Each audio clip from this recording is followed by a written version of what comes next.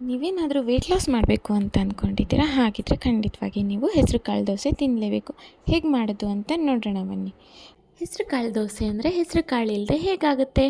2 cup ಹೆಸರು ಕಾಳು ರಾತ್ರಿ ನೆನೆಸಿಟ್ಟಿರುವಂಥದ್ದು, 5 ಎಸಳು ಬೆಳ್ಳುಳ್ಳಿ, 3 ಮೆಣಸಿನ್ಕಾಯಿ, ರುಚಿಗೆ ತಕ್ಕಷ್ಟು ಉಪ್ಪು, ಅದಕ್ಕಿಂತ ಸ್ವಲ್ಪ ಶುಂಠಿ.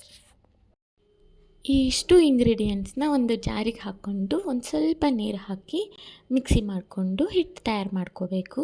ನೋಡಿ, ಹಿಟ್ಟು ಈ ಕನ್ಸಿಸ್ಟೆನ್ಸಿಯಲ್ಲೇ ಇರಬೇಕು, ಇಲ್ಲ ಅಂತಂದರೆ ಹಾಳಾಗುತ್ತೆ, ದೋಸೆ ಹಾಕಕ್ಕೆ ಬರಲ್ಲ ಹೆಂಚು ಮೇಲೆ.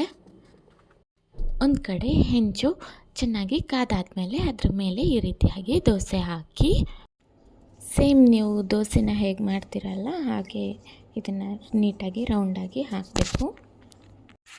ಸ್ವಲ್ಪ ಎಣ್ಣೆ ಹಾಕ್ಕೊಳ್ಳಿ. 2 ಕಡೆ 1-2 ನಿಮಿಷ ಬೇಯಿಸ್ಕೊಂಡ್ರೆ ದೋಸೆ ರೆಡಿ. ಇದನ್ನು ಕೆಂಪು ಚಟ್ನಿ ಅಥವಾ ಯಾವುದಾದ್ರೂ ಚಟ್ನಿ ಜೊತೆ ತಿಂದರೆ ಸೂಪರಾಗಿರುತ್ತೆ. Thank you.